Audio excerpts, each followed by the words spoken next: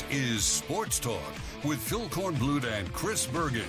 Sports Talk is heard across the state on radio affiliates of the Sports Talk Media Network and is streaming live on sportstalksc.com, as well as Twitter, Facebook, and YouTube. The South Carolina Education Lottery lucky number to call in is 888-898-2525. That's 888-898-2525. Now, here are Phil and Chris with tonight's edition of Sports Talk. Well, away we go on a Monday evening all across the Palmetto State here on Sports Talk Media Network. Hope you had a fantastic weekend, boy. We've got a lot to digest over the course of the next couple of hours, and we want to do it with you on the South Carolina Education Lottery lucky number at 888-898-2525. Again, that's 888-898-2525. Chris Bergen here in Florence, or as Phil likes to say, the Bergie Palace over in Sardis. By the way, just between you, me, and the fence post, I'm about 10 minutes away from Sardis, but we'll let Phil have his day. Speaking of which, Corn is off tonight for Passover, so we wish all of our Jewish friends and listeners a very happy Passover and hope it is a wonderful holiday for you. So without Corn, that means we bring in Matt Smith over in Georgetown to join us here this evening. And, of course, you're welcome to be a part of the program. A lot to recap from over the weekend. Good baseball all across the state. Coastal Carolina with a nice series win over Louisiana to get right back in the thick of the race in the Sun Belt. They take 2 out of 3. Clemson keeps on doing what the Tigers have been doing. They dispatch Pittsburgh 2 out of 3, and in doing so, pick up their 900th ACC regular season victory. Quite the milestone eclipsed in that Saturday win in Game 3 of the series as they take off and defeat Pittsburgh. And South Carolina, tough weekend against a very good Arkansas team. Got the second game as part of that doubleheader, but could not finish off the doubleheader sweep to take the series as they fall to Arkansas 2-1. We'll digest some of that a little bit later in the program as Jim Toman joins us for Just a Bit Outside with Jim Toman. Looking forward to chatting with Coach about the weekend. Johnny Roscoe is going to join us as well, longtime head coach of the high school ranks here in the state of South Carolina. He is a legend in our state in terms of high school football. He has teamed up with Founders Federal Credit Union, and they're going to be hosting a leadership conference at Newberry College tomorrow, which will feature not just Coach Roscoe, but also Todd Knight of Newberry, Dean Boyd from York Comprehensive High School. Also, Ray Tanner will be speaking. So we will get some thoughts about what's going on at Newberry tomorrow with Coach Roscoe coming up just after 7 o'clock. We'll hear from Shane Beamer as well here this hour on the program as the Gamecocks wrapped up spring practice over the weekend with the annual Garnet and Black game won by the Garnet team in what turned out to be a rather lopsided spring game, 17-0, though they dominated in terms of total offense, 186-61. But Shane Beamer likes what he has seen over the past 15 practices with the Gamecocks. Let you hear some of his thoughts and also maybe the real reason that Corn is not with us tonight.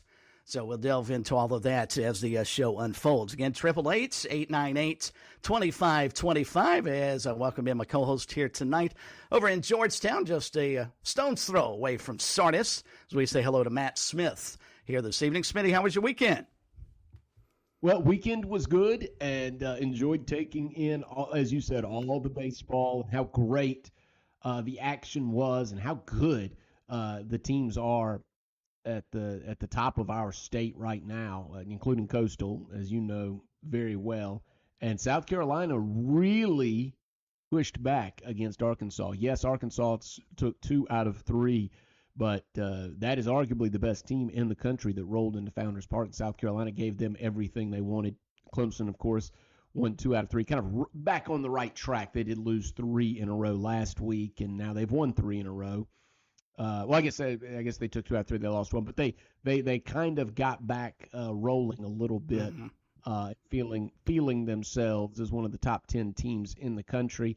And in that spring game, a lot of good things to take away for Gamecock fans, but still some question marks. And I know we'll get into that, kind of the good, the bad, the ugly, where you think this will head, which actually is our Twitter question this week as well. How you feel about the team now exiting that spring game. And I think there's still a lot of questions out there.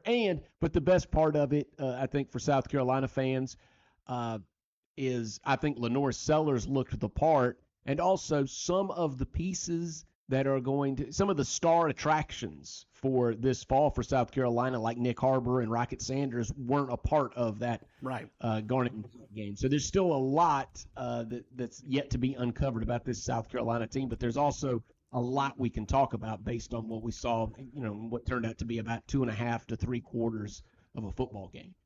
Well, let's start right there with the Garnet and Black game. And, of course, afterwards, Shane Beamer, the ultimate question, though I was kind of surprised as he was in the post-game media session that it wasn't asked a little bit earlier. It took several questions to get to the only question I think you ask of the football team, and maybe it's a situation, Smitty, that most people knew the answer.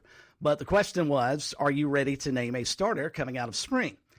And, of course, one thing that Shane Beamer has tried to instill into his program and will tell you anytime you ask him about this is we are a competitive bunch. We want to have competition at every position, and that includes quarterbacks. So if you named a starter coming out of spring, maybe that lessens the efforts that you're getting from some of the guys in the backup role, like, say, a Robbie Ashford, who transferred in from Auburn, and you would think he came in with the mindset, I'm going to take over that job and replace Spencer Rattler starting in the fall. He may still do so. But, Smitty, if you watched any, especially the opening series, I mean, the Garnet team led by Lenore Sellers marched right down the field, went 70 yards. He caps it off with a 13-yard touchdown run. Of course, you can't tackle the quarterbacks. You can't touch the quarterbacks. You can run around them and hope that the coaches will blow a whistle and stop play. But I don't think anybody who watched the Garnet and Black game came away from that contest thinking that Lenore Sellers and Robbie Ashford in a real competition for the starting nod, because I thought Sellers looked considerably better than Robbie Ashford did. Yeah, I think, I think part of the reason that Shane Beamer is not named a starter, and I don't know if he would have anyway, but don't you think that if you're going to name someone as young as Lenore Sellers, the first-time starter, usually that's the one that goes down to the line, right? He's not an incumbent starter. Right. And he's a young player. I just feel like this is the circumstance you're usually dealing with in college football, even if the coaches know. And by the way, Lenore Sellers, on top of everything else, what you just said about him, the eyeball test, and what we saw in limited action. And by the way, anybody that saw him at South Florence High School knows he was a juggernaut at the high school level. He was also the offensive player of the spring. Right. So that includes everybody that is returning, all the positions. He was the most outstanding player of the spring offensively. I think most of us see that as well. That's what we believe to be true. And what I like about him right now, from the very limited film we have on Lenore Sellers at the college level, just a little bit of action last year, kind of mop-up duty, and a little bit against Kentucky, and then in the spring game is, to me anyway, and Chris, you can tell me agree or disagree here, he doesn't look like a normal young player. I know he's not a freshman anymore, really, but a player that comes in and has all of this talent. He's a ballyhooed recruit. But he just doesn't seem poised. He's just, it's a big play, a good play, then a poor play. And he hasn't grasped the playbook. He looks comfortable to me. He looks like he's sitting right in the catbird seat. He is the captain of this offense. So put aside the fact that he's got a live arm. Put aside the fact that he's elite on his feet as an athlete. Put all that aside. He just looks like the starting quarterback right now. And again, that's nothing against Robbie Ashford or Davis Bevel or any of these players that are still competing. I just think that Lenore Sellers looks like, on top of everything else, he's got a great head on his shoulders, and was steering the team where he wanted it, which is why he was 9 of 11. He looked like he knew where everybody was going to be on the field, including the defenders, and knew where his checkdowns were. And to me, it looked like he made mostly the right decisions on when to sit in the pocket, when to step up into pressure, when to roll out and still keep his eyes downfield, and when to just tuck it and run and use his athleticism. So I know it's early. And who knows what this is going to look like, because going into the game, I thought maybe, as you pointed out with Robbie Ashford and his experience at Auburn, maybe he would end up getting the starting nod, and it would be one of those situations where he was a placeholder and you bring Sellers along more slowly. I don't think so. I think game one against Old Dominion, Lenore Sellers is your starter. And barring an earthquake in that game, I think he's going to be your starter heading to Kentucky for the first SEC game as well. That's a really interesting point you bring up about Lenoris Sellers and his demeanor and how the moment does not seem to be too big for him. And again, it was in front of estimated 30,000 fans, so stadium was less than half full, but approaching that. It will be considerably more when they play their opener against Old Dominion in late August. But he's never struck me as a young man that was in awe of the moment. I mean, what he did here at South Florence, I mean, he just led the team through a really tremendous season, won a state championship, and it was like, okay, what's next? And you look at him, and please, I hope this comes across as the compliment I'm trying to hand him. You look at him, he reminds me of Clark Kent. If you remember Clark Kent from the old Superman comics or the Superman movies, the glasses, the unassuming guy that you would actually expect to sell insurance or be your banker, and then all of a sudden he puts the cape on and he turns into an outstanding athlete. That's exactly who Lenoris Sellers is. Extremely smart, extremely intelligent, but he's a darn good quarterback, and I just can't see a way, unless Robbie Ashford just has a tremendous fall camp. Judging by what we've seen, and again, it's spring, and as Coach Beamer pointed out, the defensive players were upset at the fact they couldn't knock Lenoris down and get credited with sacks and the like. But just based off, and your point is valid, I think, too, and Beamer even touched on this, the fact that he was named the offensive MVP. I mean, that tells you what the coaches saw for 14 practices leading up to what we all saw on Saturday when you watched the spring game. I just can't see a way that Lenoris Sellers is not going to continue to improve and be their starter when they take on Old Dominion. I agree with that. And quickly, and I want to make a point, I want to also say how good the defensive line to me looks. Just and not based on what we saw in the spring, but the names out there, getting Gilbert Edmond back, Tonka Hemingway we know can be a force, TJ Sanders, who sprained his ankle, didn't play. But and you've got Dylan Stewart, who is a highly thought of, highly recruited player coming in, which he can come in and kind of be a role player, an edge rusher. So I just think there's so many good things to say about South Carolina's defense, but they're veterans. We knew what they had on that side of the ball. To me, there are two major question marks. Offensive line and the wide receiver position. Because I think even out of all of the players, Rocket Sanders comes in, and even if he's not as successful immediately as he was at Arkansas, Juju McDowell will be back. I think you see enough out of players like Larry Scott and others. You're going to piece together a running back room. For me, the questions become that offensive line, can they give you a crack to do anything in this running game? And furthermore, are they going to be shuffling heading into the season? Because even Shane Beamer said, due to injuries, he said, there's not necessarily a lot of continuity on this team. Well, there's on that unit at the offensive line. There's not a lot of continuity at wide receiver either. We know Mazeo Bennett is supposed to be exciting. We know Nick Harbor has world-class speed, literally world-class speed. We know that Luke Doty is a heady player, and will probably make plays and make Lenoris Sellers' life easier at the wide receiver position. But is there enough there? Because sometimes we look at this in the spring, and this is in a vacuum where they're practicing it against each other.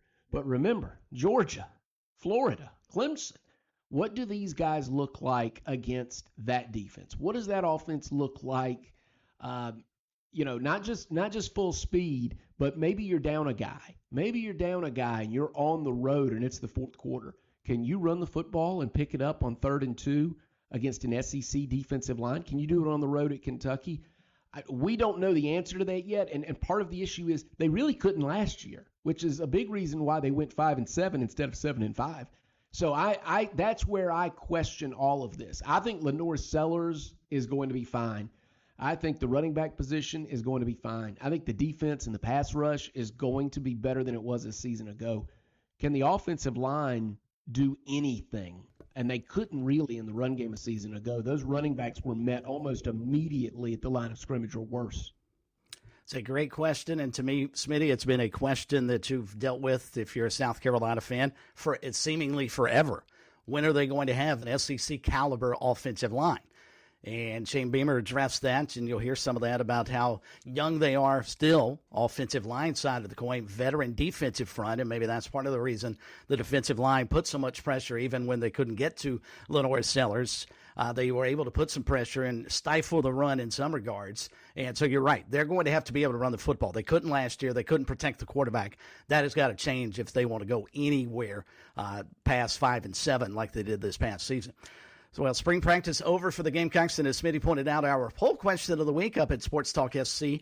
You've watched the spring game, listened to the coaches, the assistants, the players, and read various reports on practices and heard us chat about it ad nauseum during the spring. So, how has that all affected your hopes for the 2024 season? Your options are raise them considerably, moderately increase them, left them unchanged, or lowered them just a smidge. Right now, 52% of Gamecock fans, I'm assuming, Smitty, are unimpressed. They still are in the wait-and-see mode, and I guess coming off a losing campaign, that's where you probably should be. 30% saying they're moderately increased in terms of their expectations, 15% saying they were lowered a smidge, and just 3% saying they raised them considerably. I don't know that our listeners have that question wrong. No, and I should point out, I said something a moment ago as I'm just glancing at the schedule.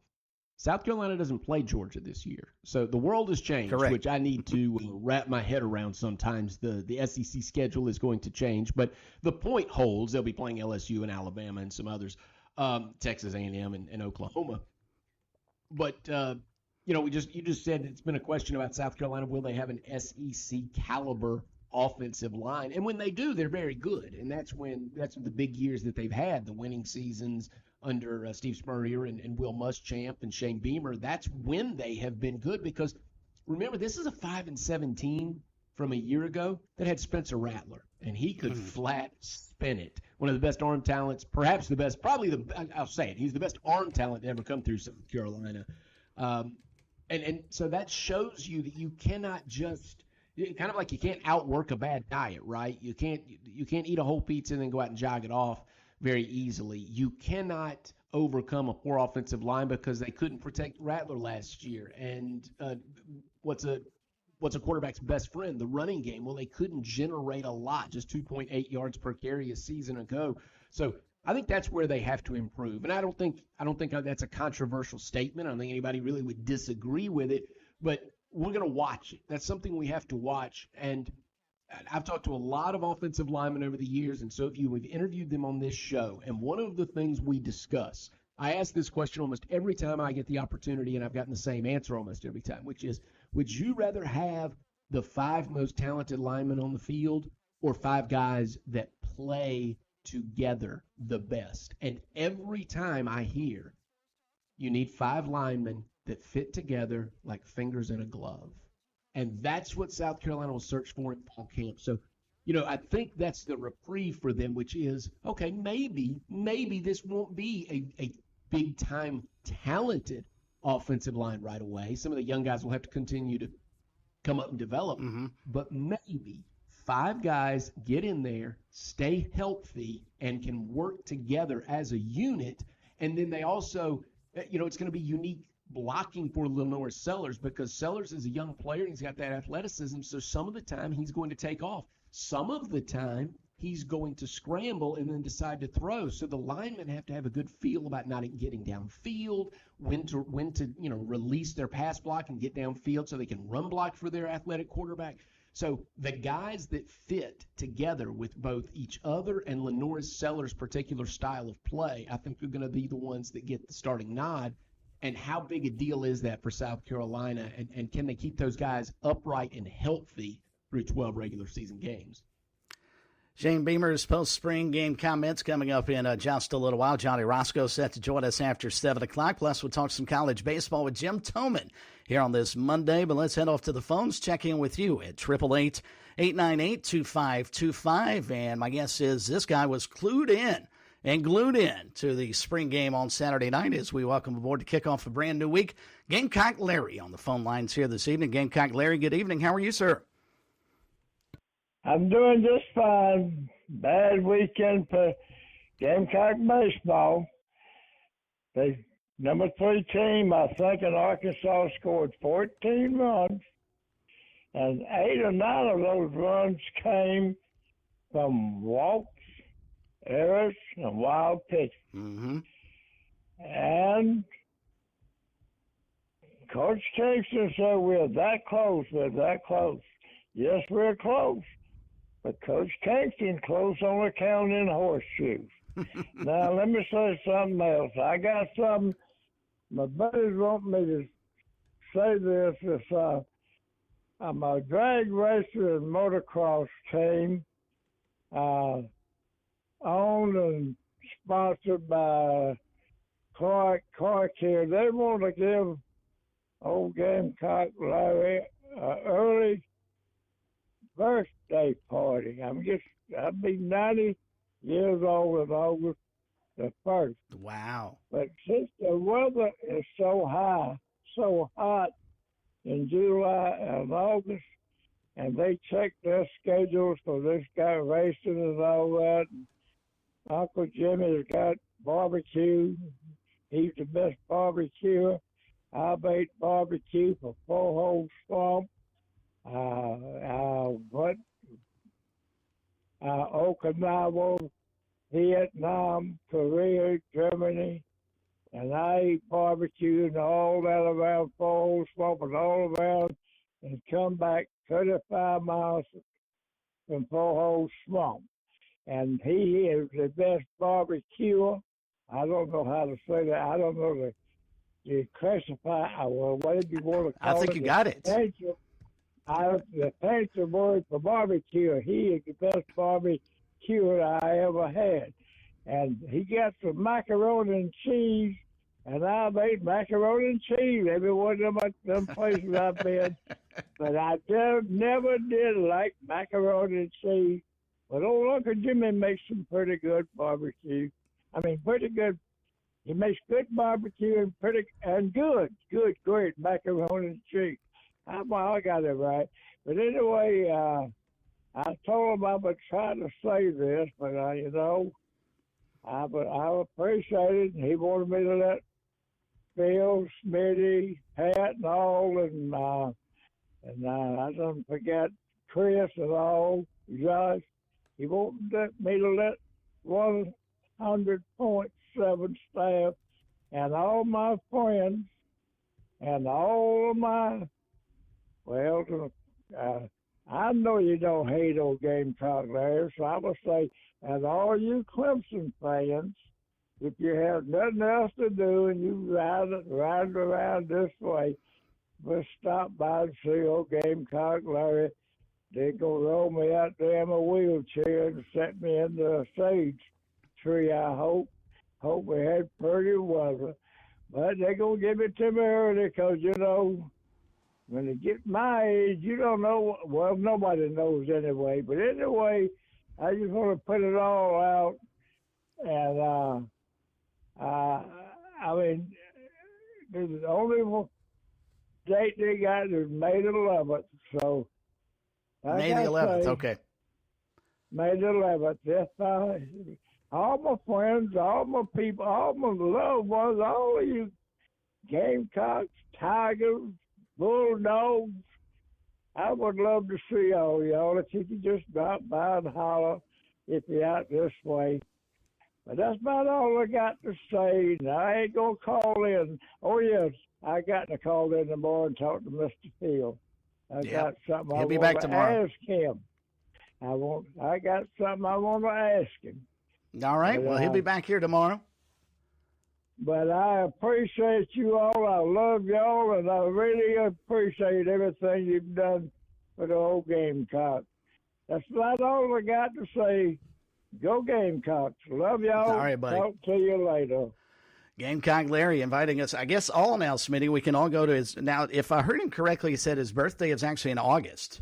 And I understand the heat because my birthday is actually in August as well. But I think he said the party was May 11th. That's the same weekend as Darlington. We're going to really have to squeeze in a lot of stuff. Oh, yeah. If we're going to go to both events. Absolutely. And, Gamecock Larry, take heart. I don't think it was that bad a weekend for the Gamecocks, and they're still ranked in D1 baseball and the coaches' poll as well. All right, we'll slide out for you a timeout. More of your phone calls to come. Comments from Shane Beamer off the spring game right around the corner. And your phone calls, as I mentioned, 888-898-2525. Back in a moment. Track too tough to take. The lady in black. She's got a thing for tradition, a hankering for history, and she sure likes a good challenge.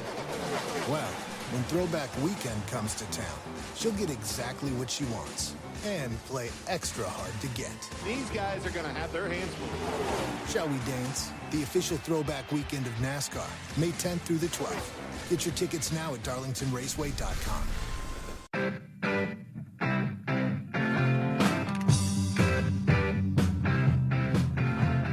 Hard to believe, just 3 weeks out from the track Too Tough to Tame, dropping back on the NASCAR circuit. Terrific race yesterday, especially a tremendous finish at Talladega, Alabama. We will chat with Josh Harris, president of Darlington Raceway, coming up on the show tomorrow. Talk a little NASCAR racing here on the program. 888-898-2525. Comments from South Carolina head football coach Shane Beamer off the spring game coming up in mere moments. But first, let's head back to the phones and visit with you on this Monday as we say hello to Gamecock Tony, following Gamecock Larry. Gamecock Tony in Lancaster. How are you, sir? Welcome into the program. Hey, how y'all doing tonight? We're good. How about yourself? Doing good. I hear you're going to have Coach Roscoe on right after 7 o'clock. That is correct. I just want to let you know. Yeah, I just want to let you know that I played for him when he come to Lancaster. I was a sophomore, and I played for him until I graduated. And I still keep up with the assistant coaches to this day. And when he gets on, just tell him one of his old players called and asked about him, and he's the greatest. And I appreciate y'all taking my call. Tony Lambert. That's all you got to say. He'll let you know. But, okay, sounds good. Go Gamecocks, and Gamecock Larry, we're going to be okay in baseball. Don't worry about that. We're going to peak at the right time. Appreciate y'all taking my phone call, man. Thank you. Yes, sir, Tony. We appreciate the phone call. 888-898-2525. My guess is, Smitty, just knowing what kind of legendary coach Johnny Roscoe is and was when he was here in South Carolina, Tony's probably not the only player that's got sort of that feeling for him after playing for him in high school. No, and there's a reason why he's still active in the community and as a community leader, because that's what high school coaches often leave behind, that type of legacy where they're talked about for years and years, even after their coaching career is over. I know I played under some, and I know a lot of my friends and a lot of the people that you and I have come across in this business, there are just names that resonate. And as you said, Johnny Roscoe is certainly one of those. So he will join us right after 7 o'clock, going to chat about a leadership conference taking place courtesy of Founders Federal Credit Union, easy for me to say, at the Newberry College Fieldhouse tomorrow. So we'll get some details on that here just after 7 o'clock. But, of course, over the weekend, South Carolina wrapped up spring football practice, the Garnet and Black game. Garnet shutting out the Black team 17-0. And afterwards, head coach Shane Beamer fielded questions from the media about his thoughts coming out of spring and starting to get ready for the upcoming season. It's been a great spring for us.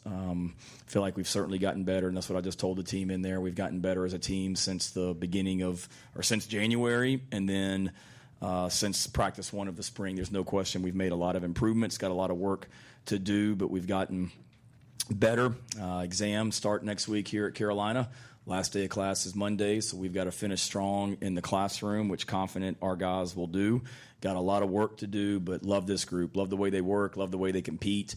You saw that out there tonight. You know, Nicky Manwari, for example, he really hadn't practiced a whole lot the last week or so. He's just been banged up, and I wasn't sure if he was going to play. And I called him Thursday night before the radio show to make sure he would see if he was playing and what his mindset was, like health wise, and we weren't going to put him out there before he was ready. And he was like, "Are you kidding me? I'm playing." And we were hoping with a lot of our older guys just to maybe get a quarter out of them and get some young guys in there. And he's in there the whole first half competing and trying to go back in the game in the second half as well. So a lot of guys like that love to compete, love to work, and are what we want this place to be about without a doubt. Injury-wise, luckily, feel like we got out of it, fairly in pretty good shape. TJ Sanders rolled his ankle a little bit on the very first play of the game. Marquis Anderson's back locked up, something he'd been struggling with. He's been beat up, whether it be knee or thigh or here in the last week or so, his back's been bothering him. And literally the first rep of warm-ups, and his back locked up and wasn't able to go tonight. So we'll get that checked out next week, but don't think either one of those are anything long-term or significant. All of our other injured guys that have been out this spring or did not play tonight will be fine and good to go once we come back. Like I said, we got to finish up exams. Month of May is critical for our guys. We've got a lot of work to do. They're off, but a lot of them will stay around here on their own. And then they're back in June for summer school and full speed ahead. So, again, a lot of work to do, but love the progress that we've made. And certainly another plug, I said it the other day in the press conference, but if you enjoyed the fireworks show out there just now, highly encourage you to come to the Beamer Ball next Saturday night right back here in Williams-Brice Stadium. And if you think that fireworks show was awesome, you ought to see the one at the conclusion of the Beamer Ball. So open to everyone and great fundraiser for our program and athletic department, and looking forward to being here next Saturday night for that awesome event as well. Questions? Well, Shane, a couple for you. One, what did you think of Lenoris? I thought Lenoris was really, really good. He has been good all spring. He won an award that we decided on as coaches at halftime, and thought he just looked very, very poised out there, very efficient. Obviously, looked good running the ball. Those defensive guys were yelling at me the entire first half that they thought a lot of those runs would have been sacks, and they were mad that I didn't blow the whistle. But, I thought he did a really good job of just operating the offense, running when it presented itself, but then being able to make throws also, and did a good 9 of 11 and ran for 40 yards on 5 carries. So really good night. And I believe you guys are using the tablets and the headset now that that's been approved. How did the trial run go? I think good. We've done the headset in some of the practices just to get used to hearing it. We've been doing that a little kind of off and on all spring. We didn't do it every single practice, David, but we did it some of the practices. But I definitely wanted to do it tonight just because the next time we're in that big a crowd, we'll be doing it for real in August. And just being able to get used to the noise in the background, the band, the fans, all that. Thought we needed to do it tonight. I think it went well, best I can tell. And then the tablets, I don't know. We had a bunch of them down there, and same thing. I told the coaches, just get used to, even if it's nothing to really look at, but just get your guys on the sideline after each series and just kind of go through something so they're used to seeing that also. So that'll be new, obviously, in college football for us, but we want to be able to take advantage of it and not have the first game against Old Dominion be the first time we try all that stuff. Shane, throughout the spring, and I know from a fan base standpoint, very excited for the trio of running backs you brought in during the transfer portal, but it felt like DJ Braswell certainly gets lost in the mix sometimes. Thought he did some good things. What was your just overall assessment of what he was able to do on his, 5 carries? Yeah, I thought all those guys did well, Mike. Oscar, I just told him, he had some good runs, some runs early and did some good things, and saw him getting north-south, and really all those guys, Nathan Harris-Waynick and Larry Scott, both guys that are walk-ons, and Chase McCracken and Jawarn Howell. All those guys got in there and got carries. DJ's a guy that can run. He's got home run ability because of his speed, and showed some of that ability tonight. He obviously got in there and played some last year as a true freshman, and certainly with his speed, he brings an element to that running back room without a doubt. But again, with all those guys, DJ's included, it's about so much more than just the ball in your hand. It's the pass protection part of it, and it's the catching the ball aspect of it as well. And he had a good night tonight and has to continue to commit to what we want out of that running back position and continue to develop as a player. You kind of moving between the 4-2-5 and the 3-3-5 as you said you would. Do you have any kind of overall thoughts on either of those two looks, and I guess on the defense in general tonight? Not really. I thought the defense has been kind of like they have been all spring, deep and athletic, and we're flexible and multiple and able to do different things. A lot of maybe what you saw tonight front-wise was really just from a personnel standpoint with the draft. It ended up that some positions were very, very, very, very thin, and I didn't want to keep – if you only have 2 defensive tackles on a team, and I think one team had three defensive tackles, and one of those was Tonka. We don't want those guys being out there the entire night, so a lot of that was just from a flexibility standpoint. Let's just try and get 11 guys out there, but make sure we're able to get some rest. So you may have seen some personnel groupings on defense tonight that we don't even have, just because we maybe had a linebacker lining up as a defensive end just to get a body out there to give another guy a rest. So that'll be good for the teams that watch us, that they're preparing for that. But I thought overall the defense has been good, have gotten better. And as I've told you guys, just our depth and our athleticism and size is noticeably different. You watch Monkel Goodwine run around at D-tackle. You watch DeAndre Jules run around at D-tackle to go along with the guys that we were bringing back. And then you add Kyle Kennard and Dylan Stewart to the defensive end group, and all those guys we're bringing back. And then you got Debo and Bam coming back at linebacker, but then you add Bengali Kamara, and you add Demetrius Knight, and you add Wendell Gregory, and you add Fred Johnson. It's just up front, that front seven I'm really excited about, just their ability and athleticism. Will you come to my next wedding? Your next wedding? How many are you planning on? How many have you had, and how many are you planning on having? Only one so far. All right.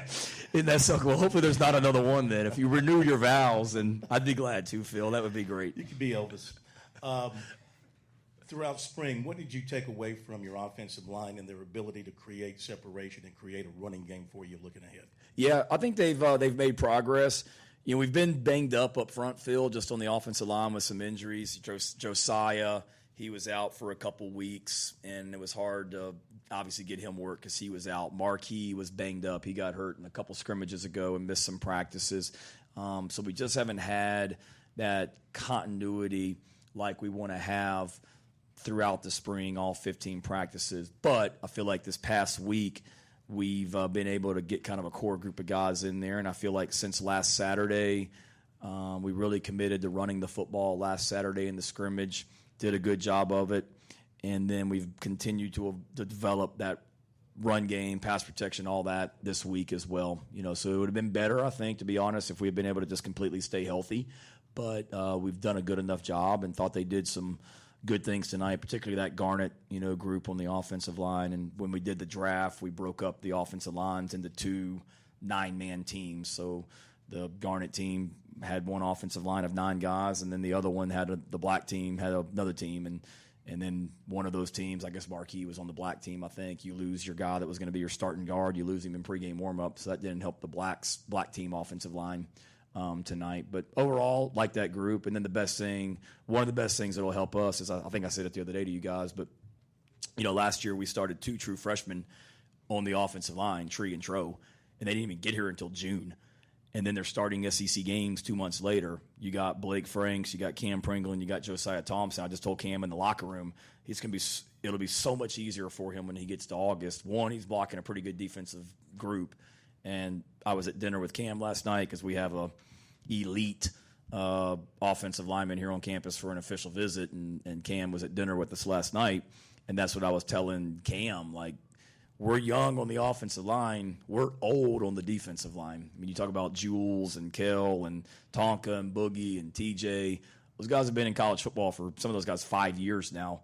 And then you got freshmen that should still be in high school today, and they're trying to block those guys. And they've done a good job. They've had their moments, and they'll be so much better for it. And our offensive line will be so much better for it that they've gone through spring practice and faced a defense like that each and every day. USC head football coach Shane Beamer, fresh off the spring game on Saturday night, Garnet defeating the Blacks 17-0. Smitty, you and I are married guys. Comments like Phil made are the reason you end up sleeping on your neighbor's couch. Yeah, absolutely. No, you don't. You don't talk about marriage number 2 in the middle of marriage number 1. It's like a coach, right? Hey, we're not going to talk about that one. We're not going to talk about the next marriage. We're on this marriage right now. That's our focus this week. That may be where Phil is tonight instead of the holiday. Call Lawyer Lisa. Experience the difference with Lawyer Lisa. Hi, I'm Lisa Hosteller-Brown. Did you know it's possible to avoid probate court after you die, regardless of what you own? Why put your loved ones through a long, stressful public process when there are better options for your family? Visit lawyerlisa.com to see how we can help. Call Lawyer Lisa. Experience the difference with Lawyer Lisa. 7511 St. Andrews Road, Irmo, South Carolina. The South Carolina Education Lottery has introduced a new rolling jackpot, and it's big. How big? Bigger than a striped bass? Reel 'em in. Way bigger. Bigger than this world-class golf course? Or bigger than that. Even bigger than the Gaffney Peach? Let's just say with this new rolling jackpot, Palmetto Cash 5 is officially too big to ignore. Palmetto Cash 5 draws nightly, so play today and check if your numbers are winners in the Players Club app or at seeducationlottery.com. Overall odds are 1 in 10. Top prize odds are 1 in 850,668. Stay tuned. More Sports Talk is coming up on the Sports Talk Media Network. She is the track too tough to tame. The Lady in Black. She's got a thing for tradition, a hankering for history, and she sure likes a good challenge. Well, when Throwback Weekend comes to town, she'll get exactly what she wants and play extra hard to get. These guys are going to have their hands full. Shall we dance? The official Throwback Weekend of NASCAR, May 10th through the 12th. Get your tickets now at darlingtonraceway.com. George Bryan for Tsunami Bar Sports, our inventor, David Abernathy, has always said Tsunami Bar technology allows us to take the training to the grass. Now I know through my sport of golf that natural agility can be converted to athletic ability. And why is this, Tsunami Robbie? Transferring the training to the grass. This may be the most undervalued characteristic of the Tsunami flexible bar technology. The Tsunami bar action loads and unloads at the concentric and eccentric transition points. This is what we call reversal forces, and the Tsunami bar is the only bar and training device that I know of that can train these reversal forces adequately at speed. Hey, this is Phil Kornbluth. The Tsunami Bar is a terrific training device, whether you're working on your fitness or your golf game. It's convenient, it's easy to use, and you won't feel beat up afterwards. Be sure to click on the digital ad on sportstalksc.com and get 5% off any order using promo code BBB5. Don't wait. Order today.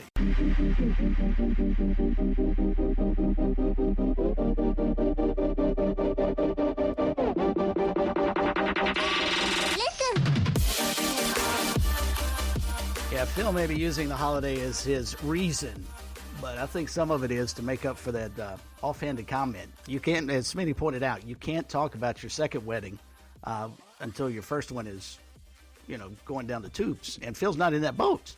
Phil's not in that boat at all. I mean, there's sainthood for Mrs. Corn having put up with him this long. Now, what he should have said is, and Coach Beamer tried to throw him a lifeline. Hey, I'll be more than happy to come out, and when you want to renew your vows, I'll officiate that. That's where he should have gone, not a second wedding. Yes, and by the way, this was in response to the proposal that happened at the spring game. In case anyone missed that along the way, that's what Korn was referencing. An interesting place. I don't know a lot of, maybe I travel in different circles. I don't know a lot of women that want to tell that story, but maybe some do. Maybe some do. Not that they're on, it's not that you're not a football fan. It's just the most romantic venue. When was it? Picture it, 2024, spring game, Garnet v. Black. Okay, Dante Reno's about to take a snap. The sun is setting. I don't know if this is everybody's ideal, but whatever. You do you. I will say, though, he is, whomever the young man was that proposed and his now fiance did say yes, he's got to keep her. If you can pull that off and you can propose at a spring, not a game. And think of that, Smitty. It wasn't, South Carolina, Clemson with, who knows, the college football playoff on the line. Huge game, big crowd, the whole nine. This was at a spring game, and he was able to pull it off. So she is a definite keeper, without a doubt. Yeah, I agree. That's right. This is you see, maybe he's thinking ahead. You propose at the spring game because, all right, two reasons now. Your team can't lose, okay? True. You don't want to do that. You do this on the road at Oklahoma, it's tougher. It's a more difficult. It's more difficult to have a happy ending there. And two, now you can still squeeze in the late summer wedding with some quick planning. So maybe that's what was on his mind. Oh, and there's another. You do the engagement here, and then if you work it fast enough, you don't have to miss any of football season. You see, you don't have. I love it. Some of those fall Saturday weddings fall when Clemson plays Florida State or South Carolina plays Florida. This way, you get the engagement out of the way, and then in summer workouts, that's when you plan your wedding. Plan the wedding yourself. I love it, and I have the perfect opportunity and the avenue for caterer. They're just down the road from Seawells. They could call up Seawells, and I guarantee you Seawells would take care of somebody who had a proposal at Williams-Brice Stadium. I mean, you're talking, 1,000 yards, 2,000 yards, maybe a little bit further from Williams-Brice Stadium at midfield to the middle section of Seawells. It's not that far. I mean, it's just on the other side of the Fairgrounds parking lot. I mean, it's a great setup for them. But anyway, we'll move on and wish Phil well. Hope he doesn't get hit in the head with a frying pan tonight. As we bring you the latest in recruiting, as always, brought to you by our good friends at Seawells. Perfect place to go for any catering, whether it be a wedding, reception, or, just a regular party. Maybe Gamecock Larry's party. Anything can be handled by the folks at Seawells. And, of course, don't forget about their daily luncheon buffet. You can call them for catering info at 803-771-7385 or SeawellsCateringSC.com. Tomorrow on the daily luncheon buffet, it'll be southern fried chicken, hamburger, steak, and onions, and also pulled pork. So there you go, Gamecock Larry. A little barbecue for you. Big recruiting weekend, so we'll get through as much of it as we can here the next few minutes. South Carolina coach Shane Beamer said last week he expected some commitments to fall from this weekend's visits for the spring game. First one coming out Saturday afternoon from cornerback Shamari Earls of Chester, Virginia. Earls had an impressive offer list, which he narrowed to a top 9 of South Carolina, Duke, Georgia, Virginia, Texas A&M, Alabama, Tennessee, Maryland, and also Michigan State. Gamecocks added another highly recruited prospect Sunday afternoon in defensive tackle Caleb Williams of Chesterfield, Virginia. Williams was in for the spring game on Saturday. Williams also visited USC to watch a spring practice earlier in April. It was offered by Gamecocks defensive tackles coach Travion Robertson last April, and the Gamecocks made him a top target. From there, he had offers from a bunch of schools, including Tennessee, Virginia Tech, Texas A&M, Wisconsin, LSU, and Penn State. Late last week, linebacker Justin Rowe of Asheville and his parents had a phone conversation with South Carolina linebackers coach and defensive coordinator Clayton White. Shortly after that conversation, Rowe said he was ready to make his commitment to a school with the Gamecocks, Virginia, and Wake Forest as his top 3. Rowe did not make that call through the weekend, but he said Sunday night he planned to do so this week, saying, quote, South Carolina seems very well, so I wouldn't be surprised if that ends up being my final decision. I'd say my relationship with the staff, the culture of football that they bring, and the trajectory of the program moving in the right direction. I can progress very well with the coaching staff. He did not make it to Columbia, though, for the spring game. He was in to watch a spring practice back in March, and he's got an official with USC set for June 21st. Tight end Hayden Bradley of Beaufort, Georgia, visited USC Saturday, the first time he had seen the Gamecocks in person. He has this coming Saturday afternoon for a commitment announcement, and he will release a short list this week. Some of his other offers include North Carolina, Miami, Missouri, Penn State, Michigan, Ole Miss, Duke, and UCLA. USC target linebacker A.J. Holloway of Beaufort, Georgia, plans to make his commitment announcement in May. He visited USC in March. He was at Louisville over the weekend. He has a short list of USC, Louisville, Auburn, Georgia Tech, North Carolina, Texas A&M, Tennessee, among others. Irmo quarterback athlete A.J. Brand set an official visit with USC for May 31st. He also plans to set officials with Virginia Tech and Oregon State. Let's see. Gaffney offensive tackle Shad Surratt was offered by Ole Miss. Clemson offensive tackle Zach Owens has put his name in the transfer portal. Meantime, Coastal Carolina wide receiver Jensen Hooper-Price has done the same. 2028 running back Michael Martin of Christ Church was offered by Texas A&M. He recently visited Georgia Tech and Oklahoma. Basketball for the second straight transfer portal season. Clemson and one of its ACC rivals are trading players. Last year it was Ben Middlebrooks to NC State. Jack Clark coming back to Clemson. Then last week, Clemson guard Josh Beadle announced a transfer to Boston College. Sunday, the news breaking that Eagles guard Jaden Zachary was headed to the Tigers after making the official visit over the weekend. The news first reported by Clemson 247. USC target Mount St. Mary's transfer 6'5" guard Dakota Lefew will take his final official visit to Georgia today, according to Jamie Shaw of On 3. coming off a visit to USC and also has a visited to Syracuse and Villanova as well. And Wisconsin transfer guard Connor Esigian, who made an official visit to USC, has committed to Nebraska. That is recruiting. You can get it all on our website at sportstalkfc.com, and on X, use the hashtag STRecruiting, presented by Seawells.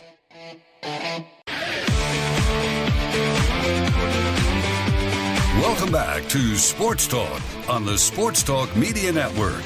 You can reach the guys with the South Carolina Education Lottery lucky number, 888-898-2525. That's 888-898-2525. Now back to Phil and Chris with the second hour of Sports Talk on the Sports Talk Media Network.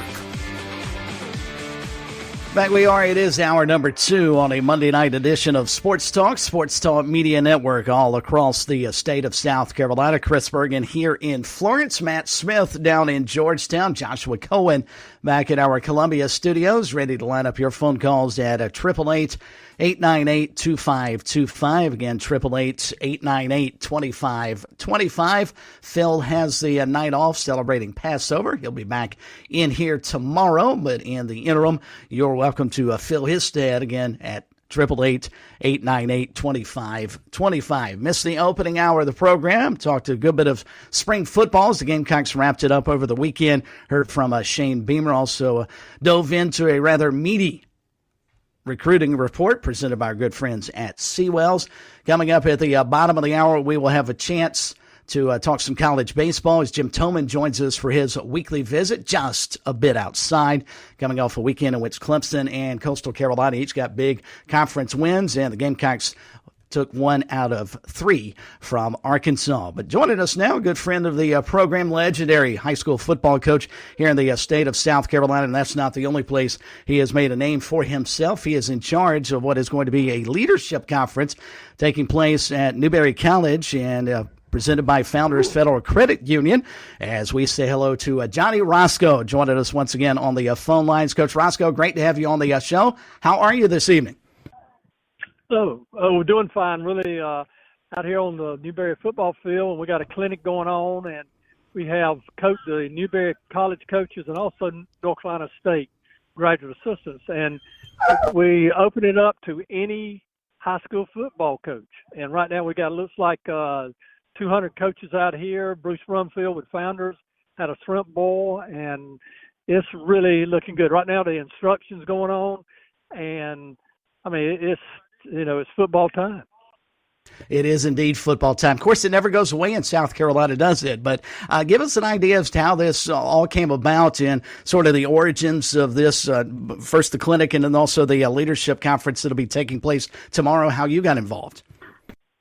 Well, really about 2013,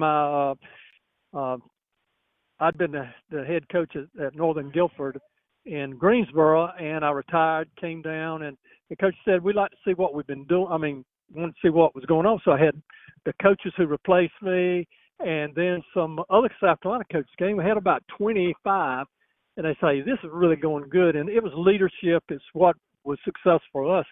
And so that's when it started. It built and built. Bruce Rumfield with Founders has helped a great deal. And it's on Tuesday is nothing but leadership. And this year we're going to have Coach Tanner, Milt Louder, also from the Clemson sports psychologist, and also, just different speakers. And Sheriff Lott is speaking. It's really something for high school coaches, and really it's administrators, and we have graduate assistants from a lot of colleges in it. So it's something that's grown, and we're at Newberry because it's ideal. And also 2 years ago we started X's and O's on Monday night, which is open to any coaches, and that's why we have so many here, and they're from all parts of the state. So this is a special event. Here, if you're looking at it, there's coaches right next to the coaches who are showing drills. So you can ask him right then, hey, why are you doing this? Why aren't you doing that? And so it's really special. And Coach Johnny Roscoe with us, a 5-time state champion. And, Coach, that's what I want to ask you about. all anybody is going to talk about once you retire is those state championships, the big victories, and want to relive those. So I ask you from a perspective of leadership, did you learn more in those 5 years or all the years that you fell short? What lessons did you learn that you're going to share tomorrow from all those years you didn't win a state title? Well, when you fall short, you have to go and look at yourself and what you need to do differently. And when I went to Northern Guilford and started the program there, and take my word, there was a lot of good players. Keenan Allen was one of mine that, just went to the Bears. P.J. Logan played at North Carolina. Maurice Harris played in the pros. But at the same time, it was things I have, it made me change. It made me look at myself and change. And I was probably more of a run coach. And then all of a sudden I go up there and become more of a 50-50 pass run. So it made a little difference. And that's why people couldn't recognize what I'd been doing offensively and defense. But it's the whole thing is on the leadership, you want to get the best possible people who are successful. When I was coaching high school, I wanted to hear what Coach McKissick, Coach Varner, any of those coaches, because they were successful. So that's what you learn from successful people. And it's what everybody in any business is doing, because if you're a football coach, you had better be able to deal with all the different problems that's going to pop up. And, I think the biggest thing is I had so many good parents. And, no matter what, that's what you got to have. And people say, well, coaching football's changed. You can't do what you did. No, you may not can do some of the things, but you still do the same process of making them better players and, come back and just seeing them, 40, 50. I got some, I told them they're old as I am. And it's been 45, 50 years since they played for me. So those are the things that I look forward to.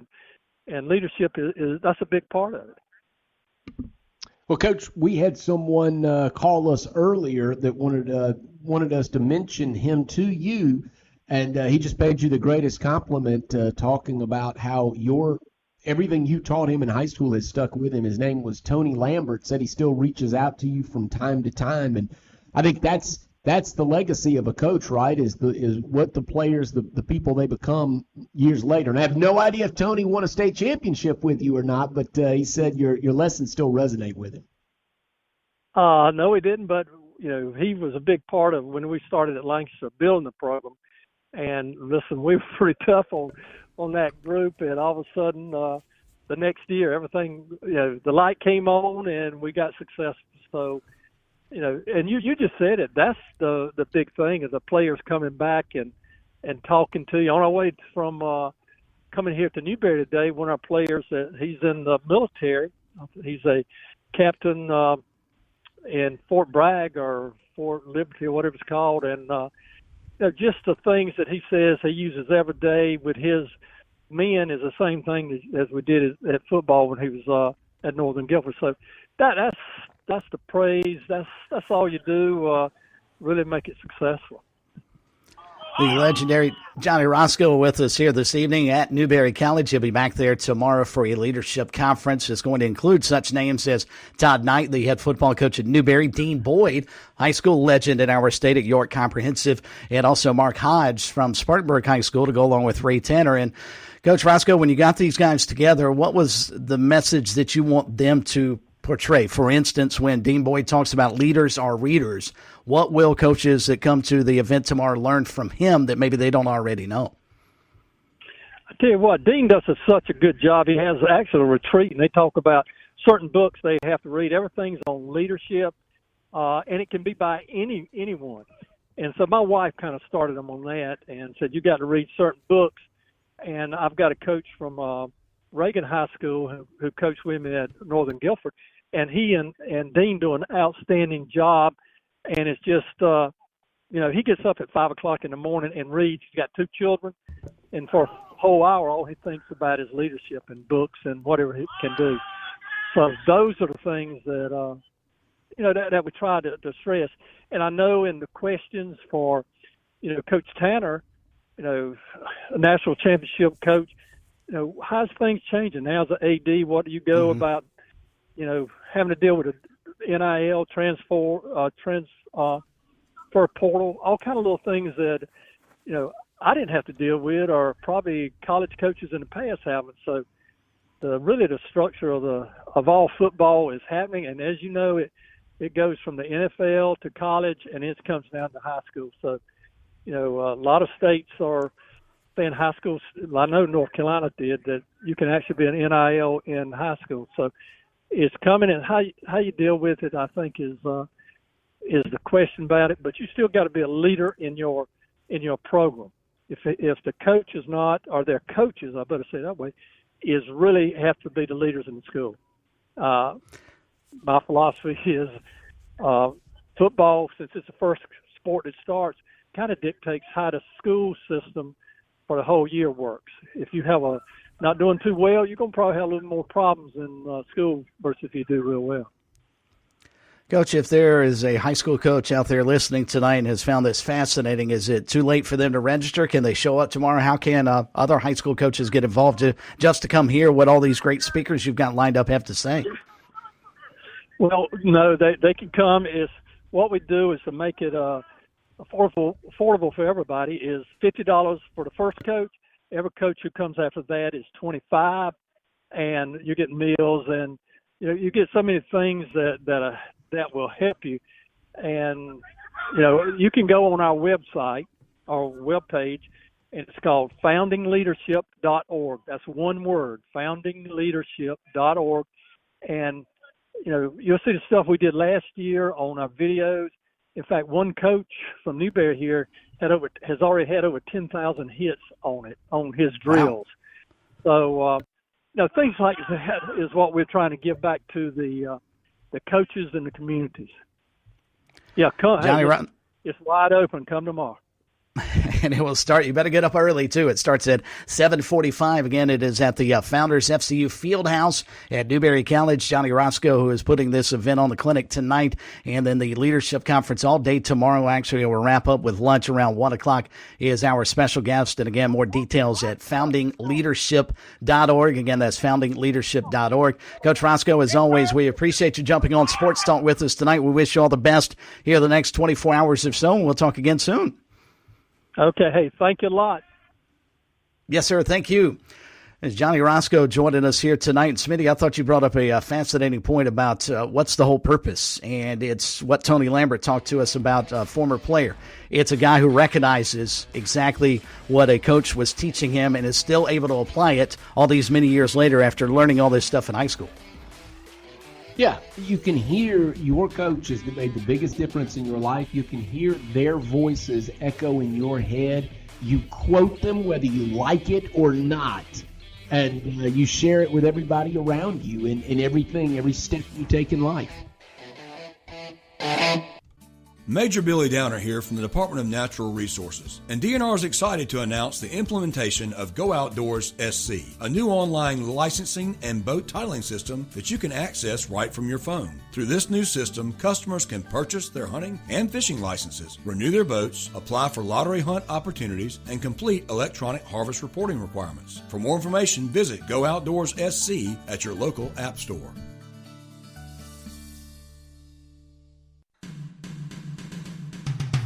Relax, winter is finally over. It's time to get ready for a season of adventure. Escape the ordinary and get out on the road with an auto loan from Founders Federal Credit Union. From city streets to off-road trails, your journey begins here. Our low fixed rates can get you on the road in a ride that fits your lifestyle and budget, featuring no payments for up to 90 days. You can apply early for a pre-approved spending limit before you even start shopping. Let a Founders representative be your trusted advisor to make sure your purchase makes sense for you and your finances. Ask for a free auto insurance quote for a personalized plan to protect your purchase. Founders also offers mechanical breakdown protection that is competitive with most warranty plans available at dealerships. Head over to one of our 40 convenient office locations or visit foundersfcu.com to apply for an auto loan today or to see if you qualify for membership with Founders. Membership qualification required. Terms and conditions apply. You're listening to Sports Talk on the Sports Talk Media Network. We're back in a moment.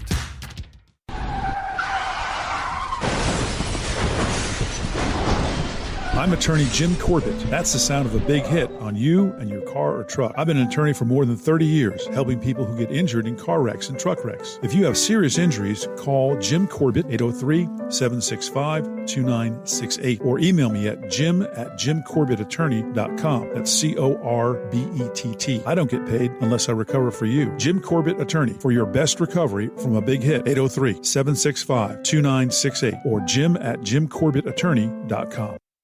You've put in the work for your education. The extra early, extra late, extra work. That's because you understand education opens doors to better pay, better opportunities, and a better you.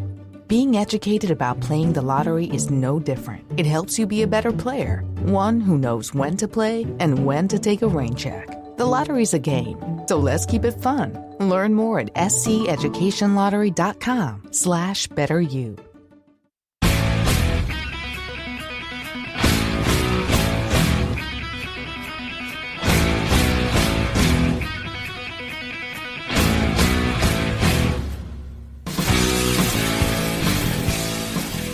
All right, thanks to Johnny Roscoe for dropping by for a visit here tonight on Sports Talk. Another guest right around the corner. We will talk some baseball, go just a bit outside with Jim Tillman. 888-898-2525. If you'd like to join us, more of your phone calls to come. Did want to hit on a couple of news notes of the day. We'll save probably the more interesting story of the day for a moment.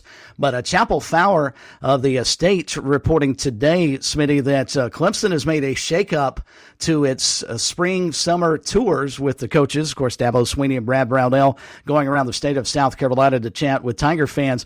They have discontinued the Prowl and Growl tour and now replaced it, according to Chapel, with a similarly structured Clemson Road Show, which is now affiliated with the athletic department. The university athletics made the call on media access changes, which are, this I find fascinating, Smitty, and I don't know if this is good, bad, or it's to avoid having to answer a question that we're going to get into in just a couple of moments.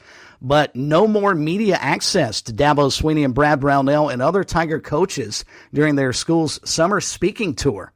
Coaches have been available for interviews pre-event since at least the early 2000s.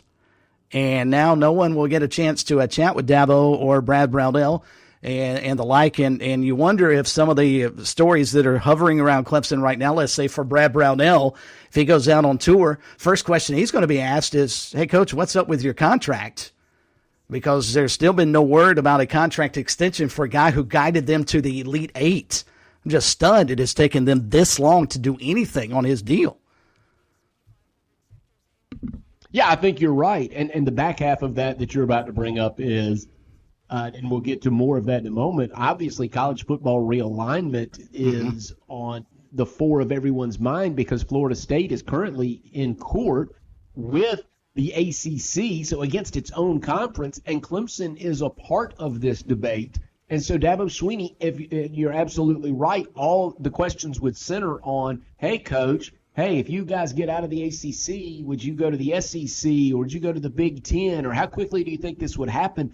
And as you said, Brad Brownell would be pestered with questions about his contract. So these are questions that neither one of these coaches either wants to discuss or can discuss, frankly. Yeah, I mean, Dabo Swinney would probably either have a gag order or would say, well, look, guys, I don't even know. You know, that's above me. It's attorneys are dealing with that. I can't say anything about that. I'm just – what would he say? We can already give the answer. I'm worried about Clemson football right now. I'm worried about this game one.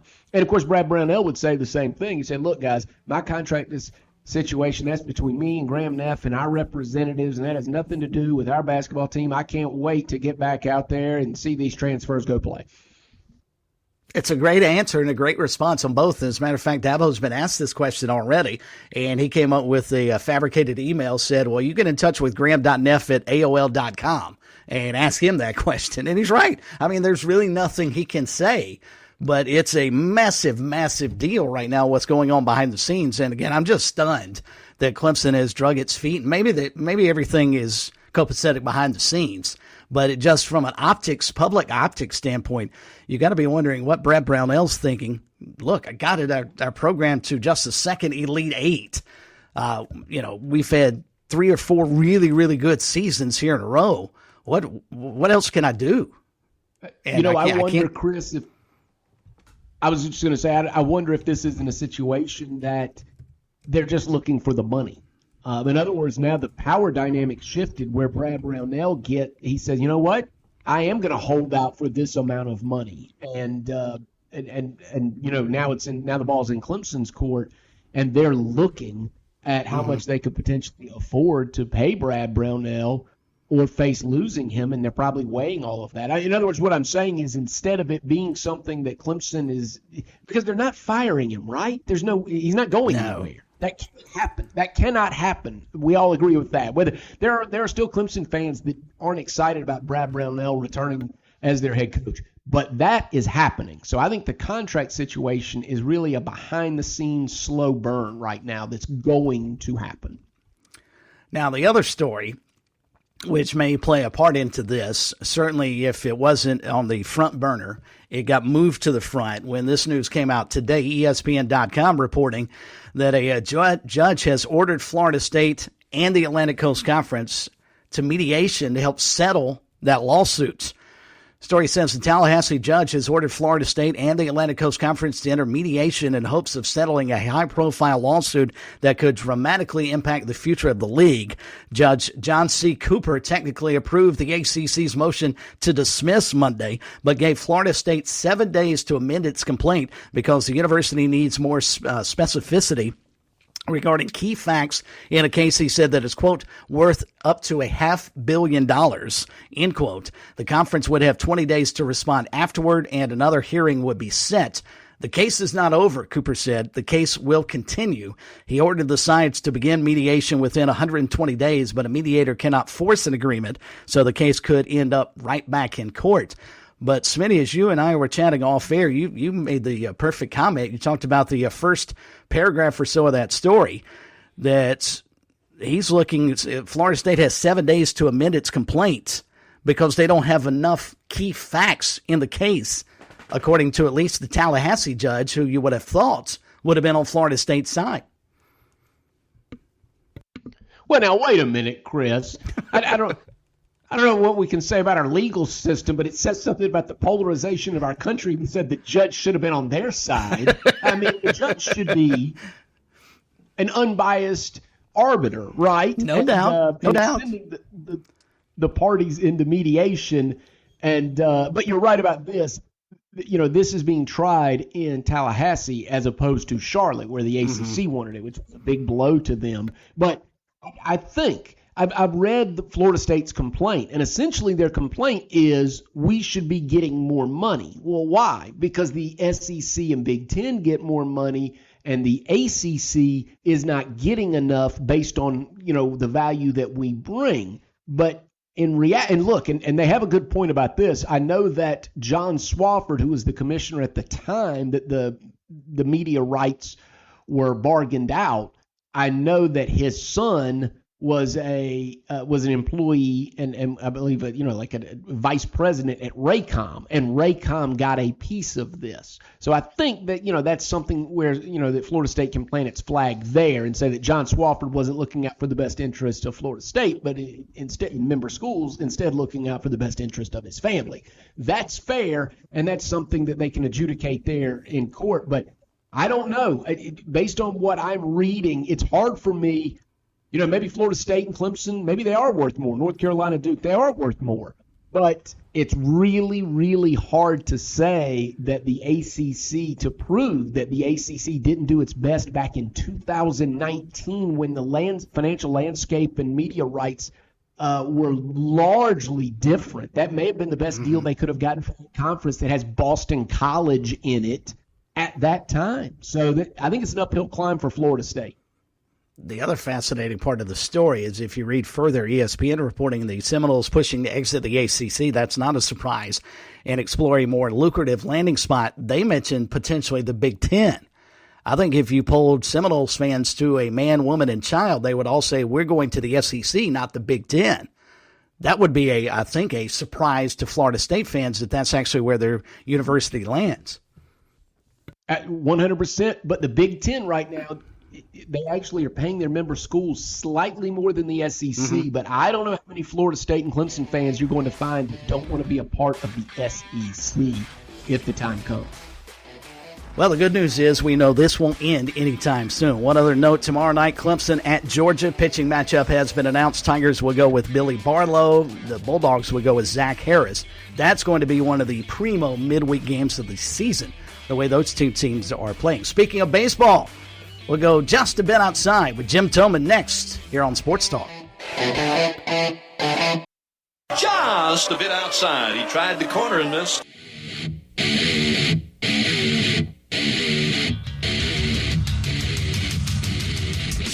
Big time baseball weekend in South Carolina. Gamecocks in Arkansas, Clemson, Pittsburgh. There were some really, really good series all around the state. And the best way we know to recap it is every Monday nights we go just a bit outside with our good friend Jim Tillman. So he joins us now to talk all things college baseball. Coach Tillman, happy Monday to you, sir. How was your weekend? Oh, I had a great weekend. Went up to NC State and saw the Wolfpack play North Carolina. I was there Thursday and Friday, and the Wolfpack won both of them. They're obviously my alma mater. That school was dumb enough to give me 2 degrees. And then I left on Saturday, and then the Tar Heels won. So I was good luck for 2 games, but that was enough for me. I had to head back to Lake Waccamaw. But I'm ready to talk about a really good weekend that we just had, if you guys are ready.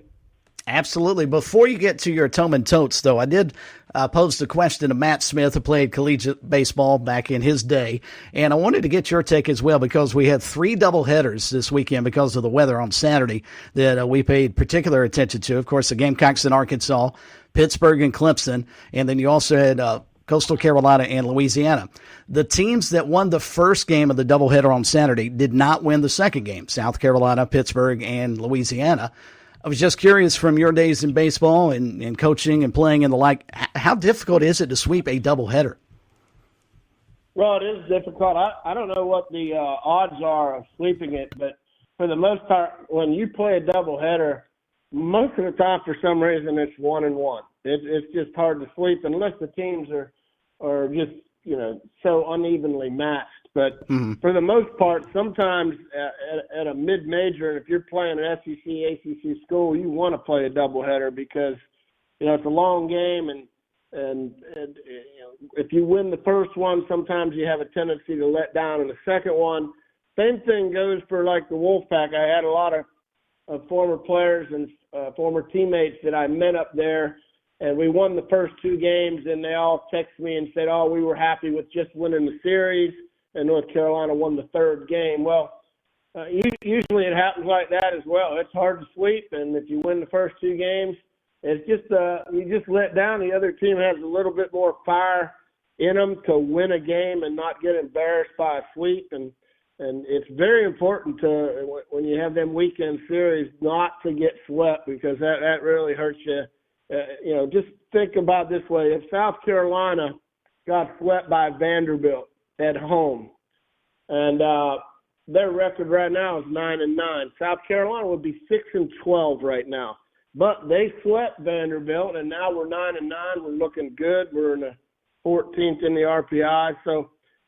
But getting back to the doubleheader, it's very difficult to win both of them unless you have 2 really good pitchers going. And sometimes you play 2 9s, sometimes you play 9 and 7, sometimes you play 2 7s, depending on the conference rules. So I can see how a lot of them split. Mm-hmm. What would you have preferred? Did you like the 2 9s, or could you have gotten away with 2 7s? Well, depending on what type of team I had. If I didn't have a lot of pitching, then I wanted 2 7s and get out of Dodge. And most of the time, I need 2 7s. That's a little bit quicker. It's a long day when you got 2 9s. Let me tell you that. Absolutely. Big weekend. So what you got for us this Monday? Well, Clemson, as you know, last week, they had Trufo got hurt, and I think he's scheduled to have ACL surgery maybe tomorrow, or did he have it last week? I think it might be tomorrow. And the other bad thing about that is Will Taylor is out as well. He dove in late in that NC State series on last Sunday, and he broke his wrist. So he's going to be out. I know you guys probably already talked about it, but that's 2 really winning players for Clemson, guys that had makeup and guys that brought that little added dimension, brought a little fire, and they were tough kids.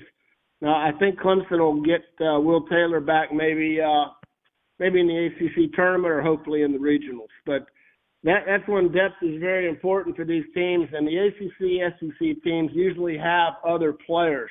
If it would have happened to a mid-major team, that's absolutely devastating. They just don't have the depth that some of these big-time conference schools have. But, Clemson's hanging in there still, 4 in the RPI, 32-7, still having a great year. 13-5 in the ACC. They dropped one to Pitt, but they're still first in the Atlantic. Looking at the other side in the, I think it's called the Coastal Division, UNC, even though they lost 2 out of 3 to NC State, they lead the ACC in the Coastal Conference and ACC overall. And I know they're not South Carolina, but I had to mention that Clemson is battling to win a regular season ACC Conference championship. So hopefully they'll pick it up this week. But, pretty good week for Clemson. They beat Charlotte and then they beat Pitt 2 out of 3. They pretty much, stayed the same. They were 4 in the RPI. This week they got another tough deal. They go to Georgia, who's 11th in the RPI, a good SEC program. And then they have to head to Louisville. Now, Louisville, for some reason, is only about 500 in the ACC right now. They're 23-16. And if the regional started tomorrow, they would not be in a regional. They're 84 in the RPI. So it's unusual that Dan McDonald's club is down like that. But I'm sure that they're going to have a little bit of heightened awareness against Clemson, knowing that they got to pick it up or they're not going to make a regional. I'm talking about Louisville. But I'm pretty sure that if Will Taylor makes it back, and I think Clemson will be fine as far as the depth goes, they do have a lot of depth. That's one thing when I sat down and talked to their coaches before the season started. I mean, they were giving me like 20 pitchers' names and about 20 position players' names that could be guys. So they really weren't sure who they had. But I think they'll have the depth to make sure down the stretch that they have enough guys to win. The Gamecocks, 14 in the RPI. Pretty good week. Beat the Citadel 4-3, and had some close games against Arkansas. Obviously, won the middle game, so at least we avoided that sweep. Arkansas obviously is in the top 1 or 2 now in the country, and there's no midweek game this week for the Gamecocks, but we will host another stud team. Kentucky's coming in here. We host them at 7, 6, and 3 p.m. Friday, Saturday, Sunday. Kentucky has the number 3 RPI in the country, and they're leading the SEC overall, which is kind of crazy with all the good teams in the SEC. But Kentucky's 15-3 in the league, and they're 32-7. The Gamecocks are tied for 4th in the East with Georgia, and we're hanging in there. Our RPI is great to host. It would just be nice to really have a weekend where we win 2 out of 3 against the top 10 team, and just to kind of separate ourselves a little bit from the rest of the pack in the SEC. But Kentucky is very, very good, and they lead the SEC in a lot of categories, or they're first or second. I mean, they're pretty darn good, and they got to get back on track too, because Tennessee beat them 2 out of 3 last weekend. Arkansas is still leading the West at 14-4, but we're playing a team this weekend. It's 15-3, and they're looking like a national type seed. Coastal Carolina had a great week, as you know. They went up 9 in the RPI, and they're 13th now. I think they went from a team that might be a 2 seed and not hosting to being 3-1 this week, having 3 top 25 wins. I think they're a host team right now if the season were to end. I mean, that RPI went from like 22, so I think they're 13th right now. They're 27-12. They're 11-7 in the Sun Belt, and they're still 4 games behind Louisiana, but they beat Louisiana 2 out of 3. But now they're tied for second with Troy and Southern Miss. That league is looking more and more like a 3 or 4 bid league, and I'm talking about the Sun Belt. But having a week where they beat UNC in the midweek, and beating Louisiana was the number 14th team in the country, and Coastal beat them 2 out of 3. It has been pretty interesting. I talked to Coach Gilmore about his retirement, and this is his last year. And I said, well, you got to go back to Omaha. And I didn't realize it, but they're heading this week to Creighton, who's 49th in the RPI. And Creighton plays their games in Omaha at Schwab Field. So Coach Gilmore is definitely going back to Omaha. It's just in the midweek. And they're playing them twice, okay? And then they come back and they host Troy over the weekend, which is a good squad. But once again, I think Coastal probably went from just being in the regional to hosting the regional. So huge week for them. I did talk to the assistant coach, Coach Snall, and he said they moved Meckley, who was a rotation starter, big right-hander that throws hard. They moved him to the back end, and he pitched really well Friday and Saturday. So kind of look at that going forward. Looks like Meckley may end up being their closer, and it worked out. And that's something Coach Gilmore is really good at. He figures things out during the year. He's a heck of a manager during the course of the game, and that's why he's a Hall of Fame coach. The other team in the state making a run is College of Charleston. Coach Holbrook's squad has won 8 in a row. Their RPI went up 17 points. They're 28-10. They're getting in the regional talk mix right now. It's still 64 RPI, but they're 12-3 in the CAA, which means they're tied with UNC Wilmington for first. Wilmington does have a 42 RPI right now. That's another league that is pretty darn good. But and they could see, College of Charleston, UNC Wilmington, maybe even Northeastern. Maybe that's a 3-bid league. It's a little too early to tell. But I coached 1 year in that league with Coach Holbrook, and the CAA is a very, very tough conference. They also have a really good pitching coach down there at College of Charleston, and Will Dorton. I think 3 of their last 5 wins were shutouts, and when I was down there with Coach Dorton, he was really, really good. Liked how he called pitches, liked how he develops the players down there. Pitchers respond to him. So College of Charleston looking pretty well. They had a pretty darn good week, and when you gain 17 points in the RPI, that's a pretty good week. They play at the Citadel, and then I think they have to go to Campbell and play a 3-game set. Campbell isn't the team they were last year, but I think down the stretch here, if they have some older players that were part of last year's squad, they'll be a team to look into. But tough week coming up for Coach Holbrook's squad. USC Upstate lost 7 points in the RPI. It went down to 27-14. They're 75 in the RPI. Wofford is 54 in the RPI. Pretty good record at 26-11. I think in their conference, the Southern, I think Samford's leading it with they're 10-2 or 9-3. Wofford is 7-4. So they're going to have to win a couple games here in the conference and probably win the conference tournament to sneak in. PC had an 0-4 week, so their RPI went down by 24 points, so they didn't have a good week. Charleston Southern, they're 9-6 in the Big South, which is 4th in the conference. They're 17-23 overall. Winthrop had a rough week, and you could see how some of these mid-majors, just in 1 week, they lost 29 points in the RPI. So that RPI will kill you if you have a bad week. The Citadel, they're up 10 points in the RPI. It's 237. It's a low RPI, but the big news is that they picked up the first win in the conference with VMI. Just want to have 4 shout-outs, and I'll let you guys go. First of all, happy pass over to Phil. Tell him to get back in the shop, and tell him he needs to be on the radio when the big guy is. Coach Mike Bianco, Ole Miss, 1,000 wins for that guy. Mike Bianco, Ole Miss. You guys know where he played college ball at? I did not. That's a Citadel guy, isn't it? Yeah, the Citadel, wasn't it? No, Mike Bianca. He was a part of that 19. Played for LSU. Skip Bertman. Mike Bianca did.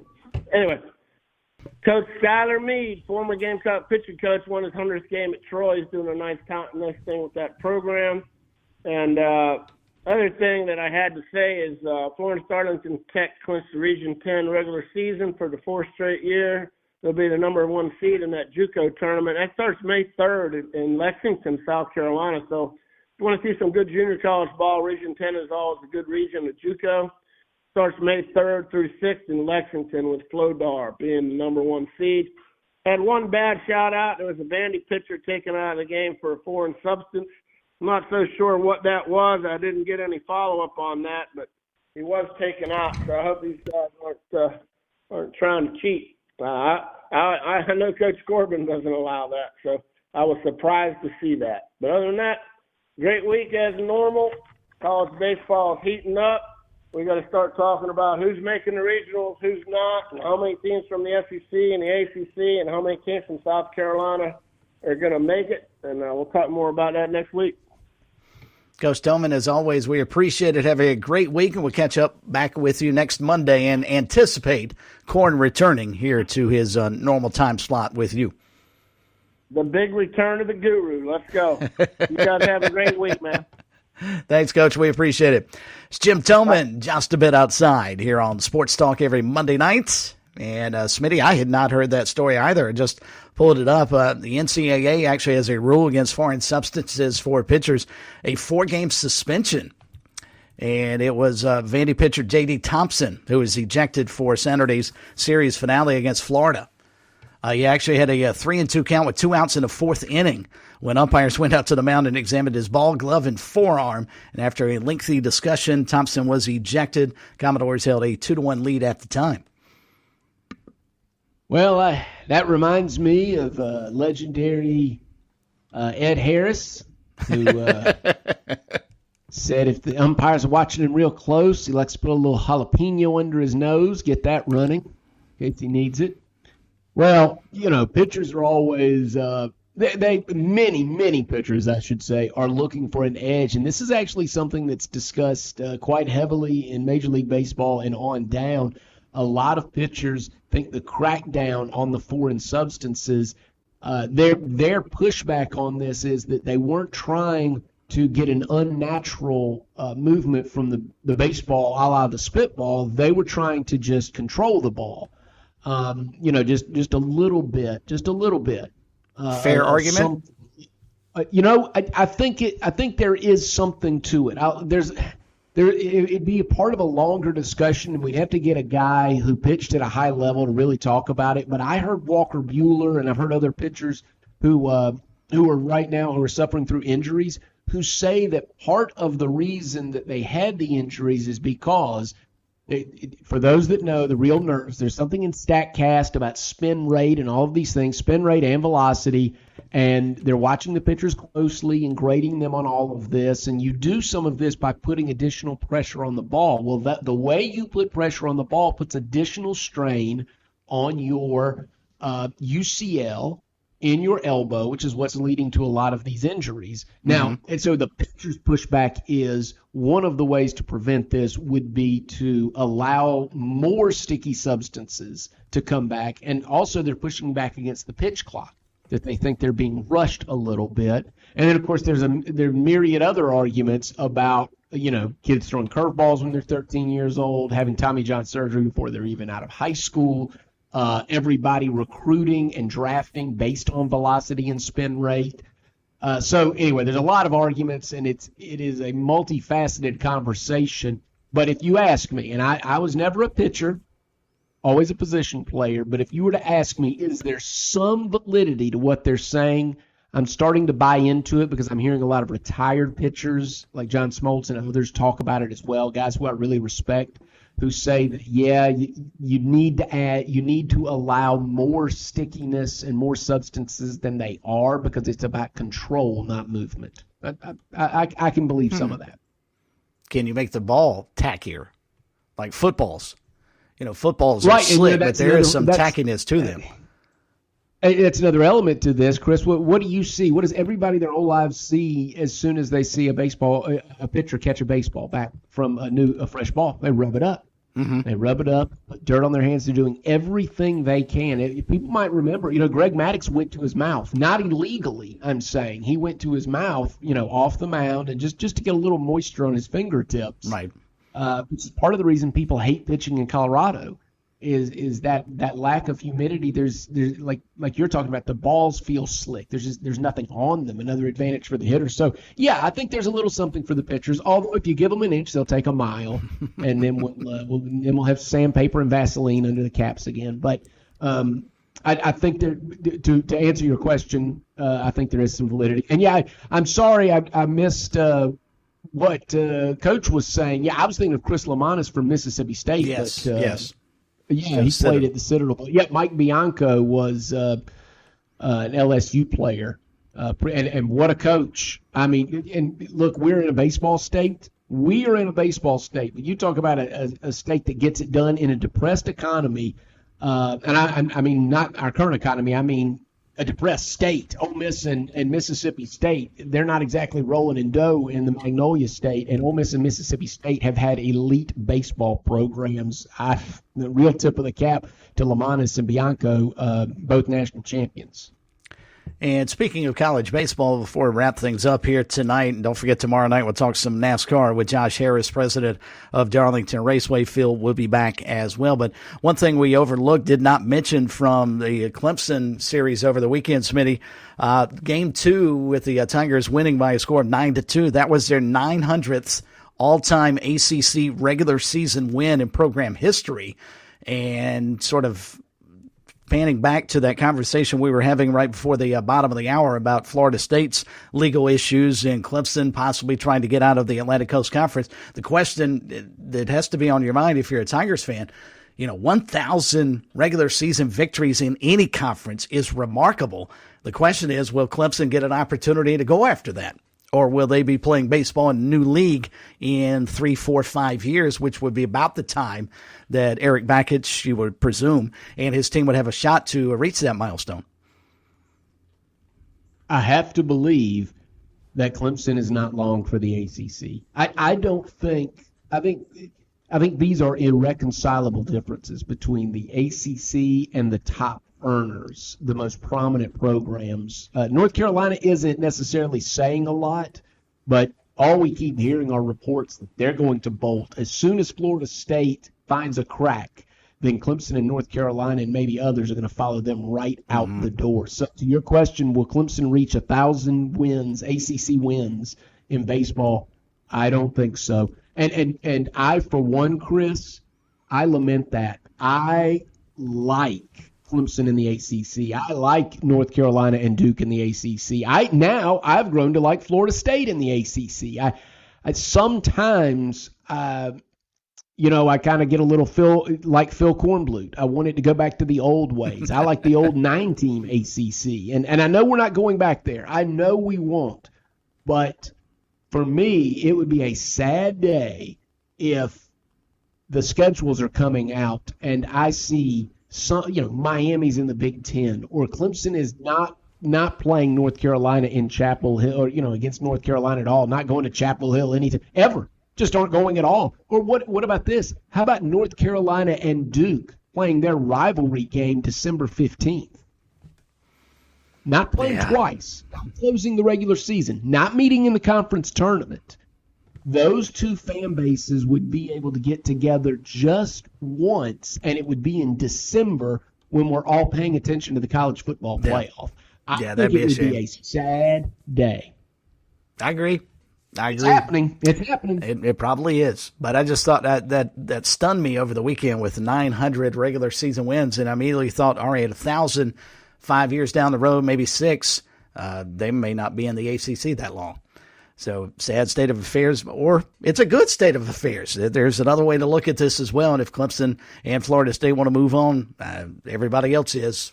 Why shouldn't they? All right, folks, that's going to do it. We appreciate you dialing us up on this Monday. Our thanks to Johnny Roscoe for visiting with us here tonight, and also thanks to Jim Toman talking some college baseball. Smitty, thank you, sir. Always enjoy it. You have a great rest of your week. Absolutely. Looking forward to baseball this week, Clemson and Georgia. Yeah, looking forward to that. Josh, have a great Monday. We will talk to you back here tomorrow on Sports Talk.